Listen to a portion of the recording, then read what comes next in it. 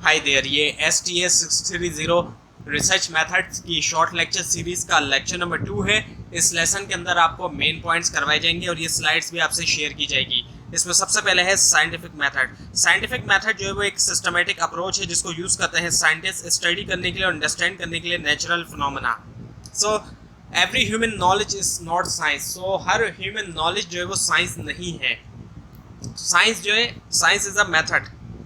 So science जो है एक सिस्टमेटिक और लॉजिकल अप्रोच है डिस्कवर करने के लिए न्यू नॉलेज वर्ल्ड के बारे में, हमारे इर्द गिर्द की, और इसके अंदर इन्वॉल्व है यूज़ करना एम्पेरिकल एविडेंस, लॉजिकल रीजनिंग और क्रिटिकल थिंकिंग डेवलप करने के लिए, टेस्ट करने के लिए थ्योरीज और हाइपोथेसिस वर्ल्ड के कैसे वर्ल्ड जो है वर्क करती है। साइंटिफिक मेथड जो है वो प्राइमरी टूल है, यूज़ करते हैं साइंटिस्ट गैदर करने के लिए, एनालाइज करने के लिए डेटा को, ताकि इस्टेब्लिश कर सकें प्रिंसिपल्स, लॉस और थ्योरीज जो एक्सप्लेन करें नेचुरल फिनोमेना को।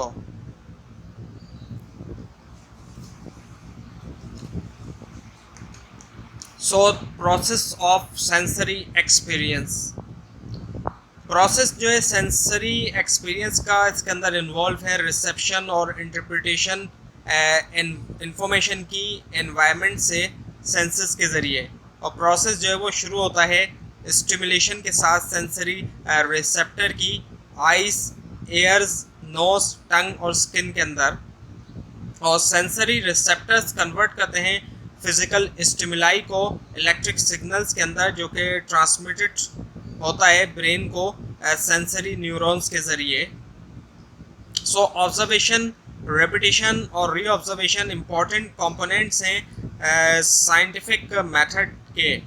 ऑब्जर्वेशन के अंदर केयरफुली और सिस्टमेटिकली ऑब्जर्व किया जाता है नेचुरल फिनोमेना या फिर बिहेवियर, और रिकॉर्ड किया जाता है रिलेवेंट डेटा और इन्फॉर्मेशन उसके बारे में। जब ऑब्जर्वेशन हो जाती है तो इट इज़ ऑफन नेसेसरी कि रिपीट किया जाए ऑब्जर्वेशन को, ताकि कंफर्म किया जाए उसकी एक्यूरेसी और वैलिडिटी को। और रिपीटिशन के बाद इम्पॉर्टेंट होता है कि री ऑब्जर्व किया जाए फिनोमेना या फिर बिहेवियर, ताकि फर्दर एनालाइज किया जाए और इंटरप्रेट किया जाए डेटा को। सो रिपीट करना ऑब्जर्वेशन को एक की कंपोनेंट है साइंटिफिक मेथड के अंदर, और उसको किया जाता है ताकि इंक्रीज किया जाए सर्टेनिटी को, और सर्टेनिटी और वैलिडिटी जो है रिजल्ट की। और रिपीट करते हुए एक ऑब्जर्वेशन रिसर्चर्स कंफर्म कर सकते हैं कि जो रिजल्ट्स हैं वो चांस की वजह से नहीं है या कोइंसिडेंस की वजह से, और एंड कैन बी श्योर कि ऑब्जर्वेशन जो है वो एक्यूरेट है और रिलायबल है। सो ये अप्रोच कहलाती है पॉजिटिविज्म। उसके बाद है साइंटिफिक मेथड के अंदर ऑर्गेनाइजिंग और सिस्टमाइजिंग रिजल्ट्स जो है ये एक क्रूशल स्टेप है जनरेट करने के अंदर न्यू नॉलेज और अंडरस्टैंडिंग। कलेक्ट करने के बाद डेटा ऑब्जर्वेशन के ज़रिए या एक्सपेरिमेंटेशन के ज़रिए साइंटिस्ट एनालाइज करते हैं, कैटेगराइज करते हैं और सिंथेसाइज करते हैं डेटा को, ताकि आइडेंटिफाई करें पैटर्न्स और रिलेशनशिप, और इसके अंदर इन्वॉल्व है डेवलप करना मैथमेटिकल मॉडल्स या थ्योरीज जो कि एक्सप्लेन करता है ऑब्जर्व फिनोमेना। और जब रिज़ल्ट जो है वो ऑर्गेनाइज हो गए और सिस्टमाइज हो गए, वो इनकॉर्पोरेट किया जाता है उनको बॉडी ऑफ नॉलेज के अंदर, पब्लिकेशन के ज़रिए साइंटिफिक जर्नल्स के अंदर या फिर दूसरे फॉरम्स के अंदर। और उससे होता क्या है कि रिसर्चर्स जो है वो बिल्ड करते हैं फाइंडिंग्स के ऊपर और डेवलप करते हैं, फर्दर डेवलप करते हैं नॉलेज को और अंडरस्टैंडिंग को नेचुरल वर्ल्ड की। और एड करते हुए बॉडी ऑफ नॉलेज साइंटिस्ट जो है वो एड्रेस कर सकते हैं कॉम्प्लेक्स प्रॉब्लम्स और कंट्रीब्यूट कर सकते हैं वाइड रेंज ऑफ फील्ड, और अल्टीमेटली इम्प्रूव करते हुए हमारी अंडरस्टैंडिंग जो है वर्ल्ड की, जो हमारे इर्द गिर्द की है। So special features of scientific method, empirical observable phenomena. So empirical से मुराद जो है वो नॉलेज या एविडेंस है जो कि बेस्ड होता है डायरेक्ट ऑब्जर्वेशन या एक्सपीरियंस के ऊपर एक पर्टिकुलर फिनोमेना की। और ऑब्जर्वेबल फिनोमेना जो है वो इस कॉन्टेक्स्ट के अंदर, इससे मुराद कोई भी चीज़ जो कि परसीव की जाए या मेजर की जाए सेंसेस के ज़रिए या साइंटिफिक इंस्ट्रूमेंट के ज़रिए। उसके बाद है फिर वेरीफाइबल। सो वेरीफाइबल जो है एक क्रूशल, वेरीफाइबिलिटी जो एक क्रूशल एस्पेक्ट है साइंटिफिक मेथड का, ये इंश्योर करता है कि जो नॉलेज और एविडेंस है वो बेस्ड है ऑब्जेक्टिव के ऊपर और ऑब्जर्वेबल फिनोमेना। साइंटिफिक रिसर्च के अंदर ऑब्जर्वेशन और हाइपोथेसिस को लाजमी सपोर्ट मिलनी चाहिए एम्पेरिकल एविडेंस से, जो कि कंफर्म किया जा सकता है या रिफ्यूट डायरेक्ट सेंसरी एक्सपीरियंसेस से। इसका मतलब ये कि जो इंट्यूशंस और रेवलेशंस हैं उनको नहीं कंसीडर किया जाता वैलिड सोर्स जो है नॉलेज की, क्योंकि उनको वेरीफाई नहीं किया जा सकता सेंसरी एक्सपीरियंस के ज़रिए। इंस्टेड साइंटिफिक नॉलेज जो है वो लाजमी तौर पे बेस्ड होनी चाहिए एम्पेरिकल एविडेंस के ऊपर, जिसको रेप्लिकेट किया जा सके या टेस्ट किया जा सके, दूसरे रिसर्चर यानी कर सकें। और ये रेप्लिकेबिलिटी अलाउ करती है ग्रेटर कॉन्फिडेंस साइंटिफिक फाइंडिंग्स के अंदर, और हेल्प करती है, हेल्प्स टू इंश्योर के नॉलेज जो है वो ऑब्जेक्टिव है, वेरीफाइबल है और रिलायबल है।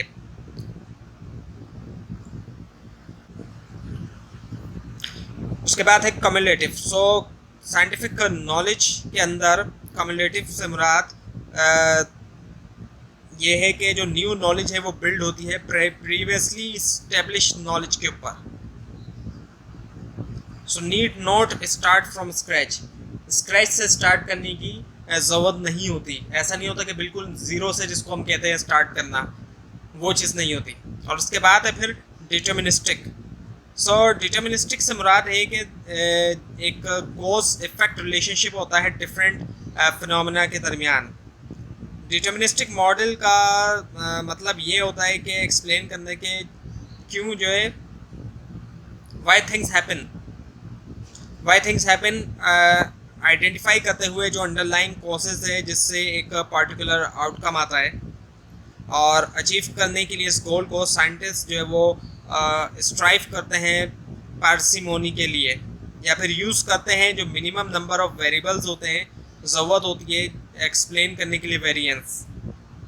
सो साइंटिफिक एक्सप्लेनेशन, उसका मतलब ये कि साइंटिफिक एक्सप्लेनेशन को सिंपल होना चाहिए, स्ट्रेट फॉरवर्ड होना चाहिए जितना पॉसिबल हो सके, while still accounting for the observe data,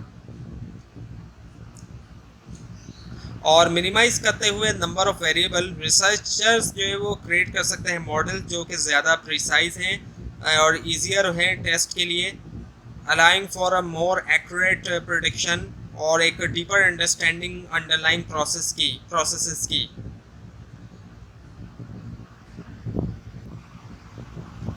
उसके बाद है एथिकल एंड आइडियोलॉजिकल न्यूट्रलिटी। सो इससे मुराद है कि जो साइंटिफिक इन्वेस्टिगेशन है वो होनी चाहिए एक वैल्यू फ्री और ऑब्जेक्टिव मैनर के अंदर, बगैर किसी इन्फ्लुएंस के। उसके ऊपर इन्फ्लुएंस नहीं होना चाहिए पर्सनल बाइसेस का, बिलीफ्स का या पॉलिटिकल एजेंडे वगैरह का। और उसके बाद फिर statistical generalization. So statistical generalization जो है वो प्रोसेस है subjecting information to statistical analysis, determine करने के लिए जो लाइक्लीहुड है एक पर्टिकुलर आउटकम की। सो साइंटिफिक रिसर्च के अंदर स्टैटिस्टिकल एनालिसिस जो एक कॉमनली यूज्ड डिवाइस है कंपेयर करने के लिए what is observe to what is logically expected. So use करते हुए स्टैटिस्टिकल मेथड्स रिसर्चर जो है वो आइडेंटिफाई कर सकते हैं पैटर्न्स, ट्रेंड्स और रिलेशनशिप डेटा सेट्स के अंदर, जो कि अलाउ करता है उनको कि ड्रॉ करें जर्नलाइजेशन और प्रेडिक्शन करें नेचुरल वर्ल्ड के बारे में। उसके बाद फिर रैशनलिज्म। सो रैशनलिज्म जो एक फिलोसफिकल अप्रोच है जो कि एम्फेसाइज करती है यूज़ करने के ऊपर रिगरस रूल, लॉजिक के और आर्ग्यूमेंटेशन के to arrive at knowledge and truth. और उसके बाद फिर all features are interrelated. So जो फीचर हैं जितने भी तमाम जो फीचर्स हैं इंटर रिलेटेड हैं and together form the basis, ये बेस जो है वो फॉर्म करते हैं साइंटिफिक मेथड की। सो उसके बाद फिर two power basis of knowledge. So पहला है एम्पिरिसिज्म। सो एम्पिरिसिज्म जो एक फिलोसफिकल अप्रोच है जो कि एम्फेसाइज करती है इंपॉर्टेंस के ऊपर सेंसरी एक्सपीरियंस की एक्विजिशन ऑफ नॉलेज के अंदर। एम्पिरिसिस्ट जो है वो बिलीफ रखते हैं कि जो नॉलेज है उसको गेन किया जा सकता है सिर्फ ऑब्जर्वेशन के ज़रिए और एक्सपेरिमेंटेशन के ज़रिए।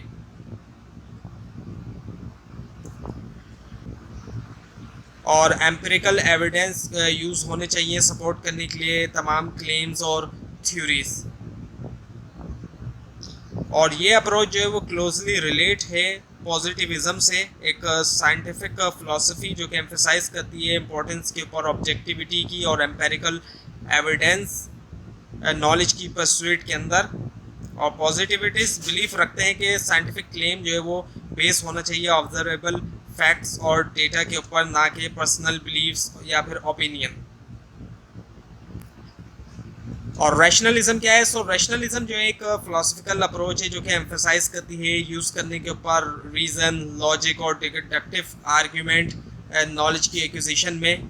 रैशनलिस्ट बिलीफ रखते हैं कि नॉलेज जो है वो गेन की जाती है यूज़ के ज़रिए, minds use of minds inherent logical structure rather than के सोलली रिलाई किया जाए सेंसरी एक्सपीरियंस के ऊपर या एम्पेरिकल डेटा के ऊपर।